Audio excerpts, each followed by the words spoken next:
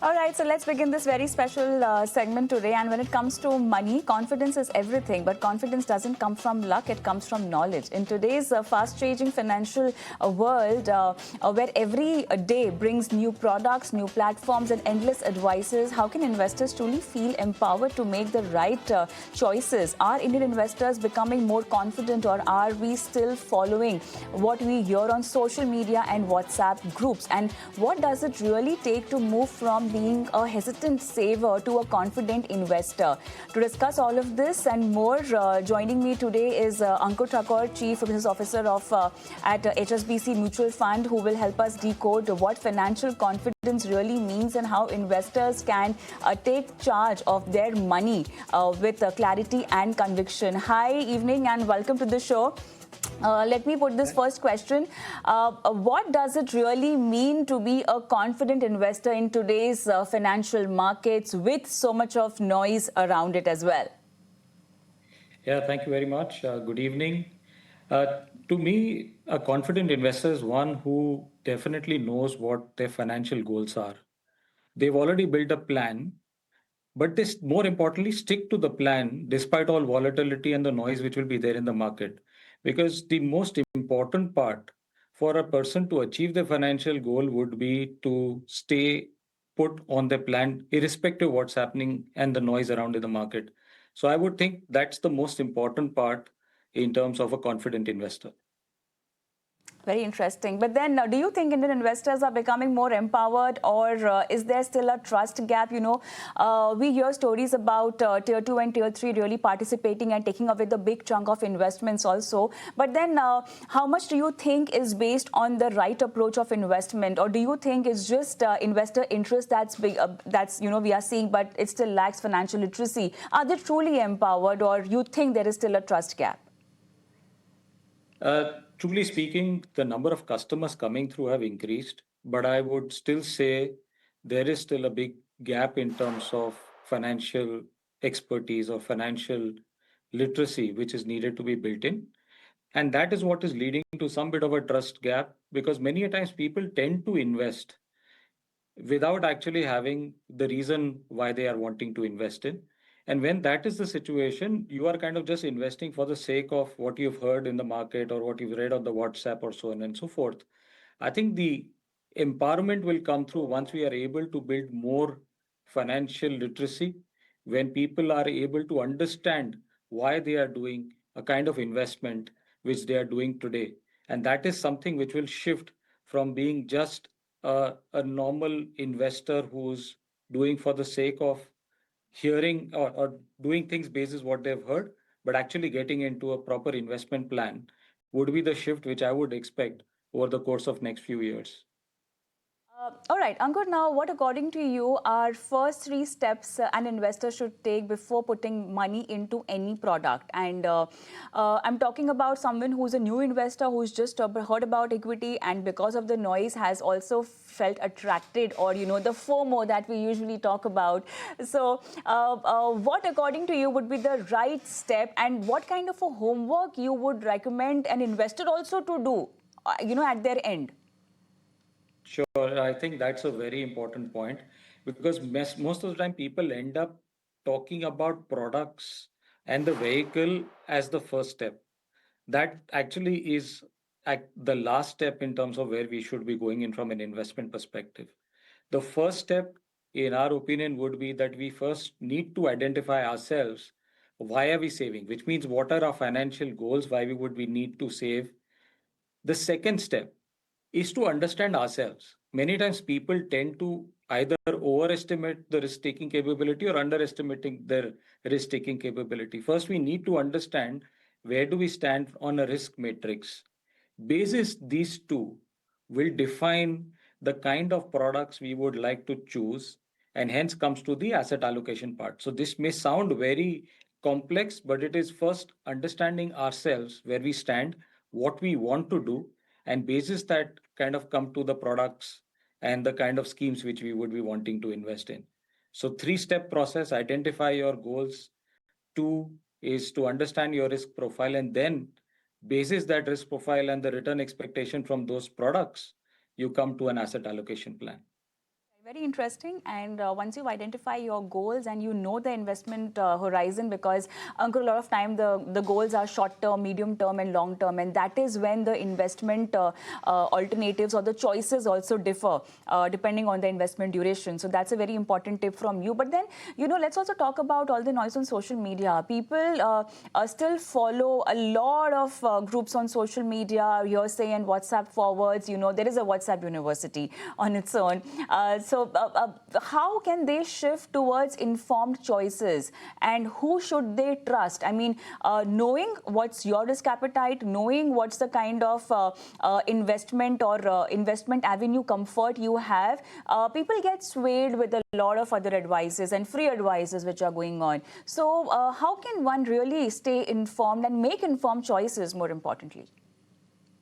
I think we should first accept the fact that whatever is free is not necessarily best for us. Definitely. And Sure. Yeah. hence, while we are talking about making the right choices, I think it's very important to first work on finding out who's the right financial advisor, or should I say financial expert, whom I should be working with. Because many a times we kind of get drifted with all the noise which is there in the market, and that can cause a lot of upheaval in our minds or our investment plan. So the way a person should look at is first try and identify what they are wanting to achieve, which we already spoke about. But then, as a next step, try and find somebody whom they can trust, whom they believe in, and who can guide them through this whole journey and make a good investment plan. Because at the end of the day, what is going to come as an outcome is going to be what you plan today for the outcome which is in future, which is in near term future or far off in future. But unless we have a plan why we are making that investment, we will not be able to achieve what we are actually wanting to do in our life. So, Sure. finding and putting an effort to find a financial expert or an advisor whom we trust in most cases is actually the most important part of our whole investment journey. Absolutely. Also, new investors usually don't understand a lot of things that goes on behind recommending a fund or maybe a strategy, transparency, which an investor should expect, and even the regulator and, AMCs like you are also working towards it. So I want to understand from an investor's perspective, what transparency or disclosure should investors demand from their advisors or service providers? There has to be a back check. How can one do it? I think a very important part, and just to talk about from where I was talking about as the first step earlier, where we need to talk about a financial advisor, who should be a financial advisor or a financial expert.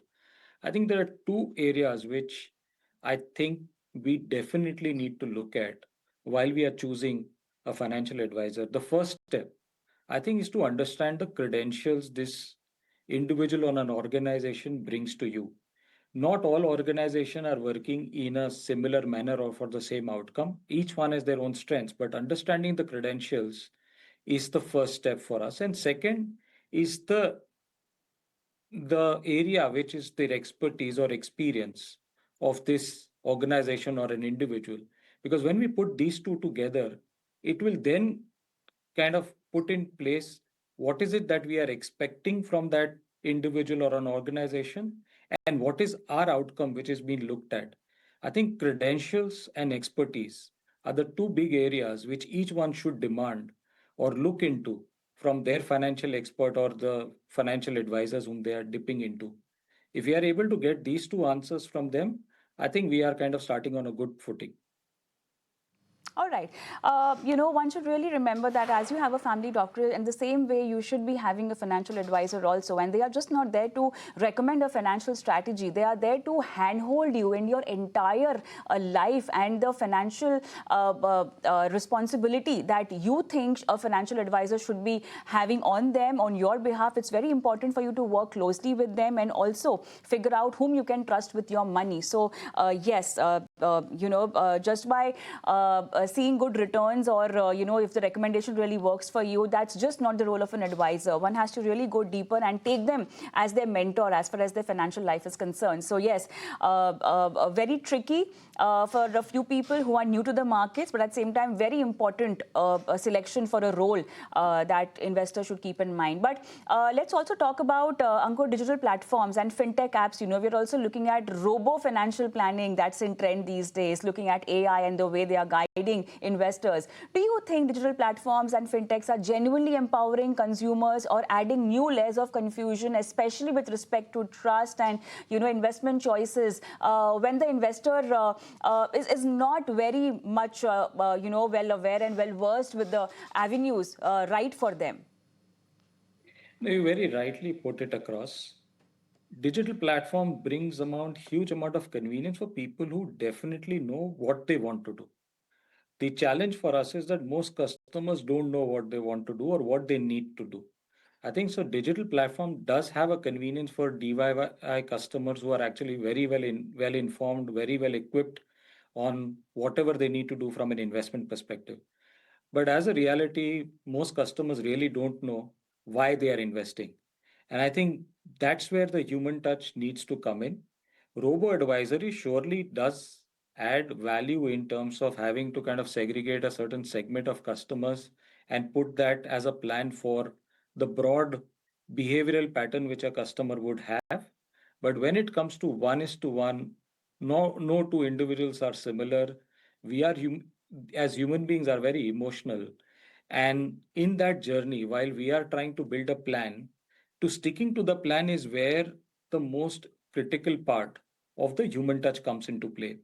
If I have to say, investors are technically their worst enemies because we ourselves kind of either panic or get too bullish in scenarios basis the what's the market environment.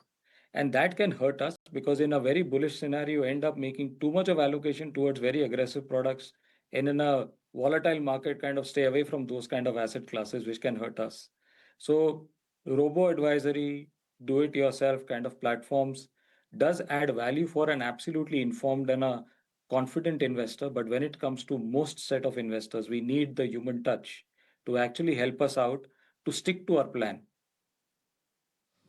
All right, very important takeaway. But with that, it's the end of this particular segment also. Thank you so much, Ankur, for joining in and for hand-holding our investors and empowering them, or at least giving them the first right step trick towards their financial life. Thank you so much for joining in today. And with that, it's time for a short break on The Money Show, but then we'll be right back with your portfolio queries answers with our financial planner.